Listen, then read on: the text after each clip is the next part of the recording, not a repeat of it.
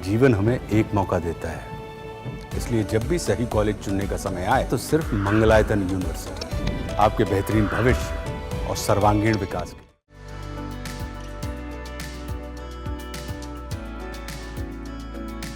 America के मशहूर podcast host lakes Fridman के साथ 3 घंटे लंबे इंटरव्यू में प्रधानमंत्री नरेंद्र मोदी ने अपने जीवन के अनछुए पहलुओं से लेकर कूटनीतिक रणनीतियों तक पर खुलकर चर्चा की।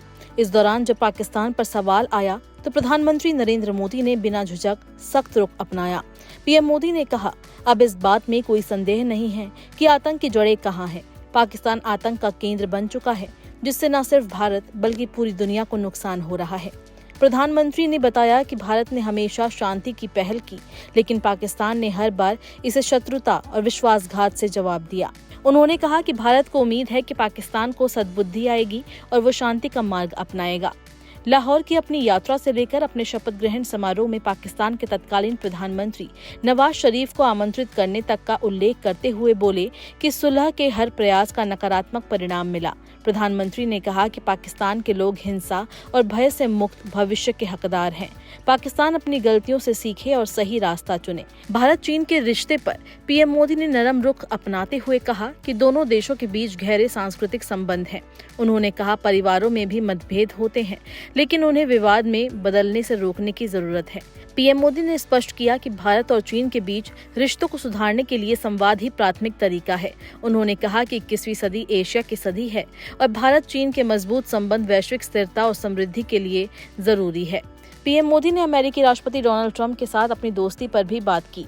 उन्होंने कहा कि ट्रंप का अमेरिका फर्स्ट दृष्टिकोण उनके अपने राष्ट्र प्रथम और भारत प्रथम के दर्शन से मेल खाता है।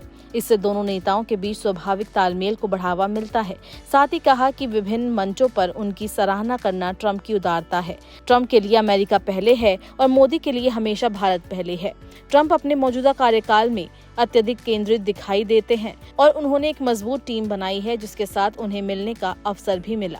कूटनीति पर बात करने के साथ ही पीएम मोदी ने भारत की आंतरिक राजनीति और यहाँ के हालात पर भी बात की। राष्ट्रीय स्वयंसेवक संघ से रिश्तों की चर्चा के दौरान उन्होंने इसे अपना सौभाग्य बताया कि स्थायी विरासत का हिस्सा बने। कहा कि उन्हें अपने जीवन का उद्देश्य और निस्वार्थ सेवा के मूल्य आरएसएस से मिले। वैश्विक स्तर पर बड़े पैमाने पर आरएसएस की भूमिका की सराहना भी की। वामपंथी श्रमिक संघों और आरएसएस से जुड़े श्रमिक संघों के बीच अंतर को भी अपने शब्दों में समझाया। इंटरव्यू में प्रधानमंत्री ने वैश्विक मंच पर भारत की मजबूत आवाज, रूस और यूक्रेन से हुए संवाद और शांति की अपील के साथ साथ गोधरा कांड जैसे कई विषयों पर बात की।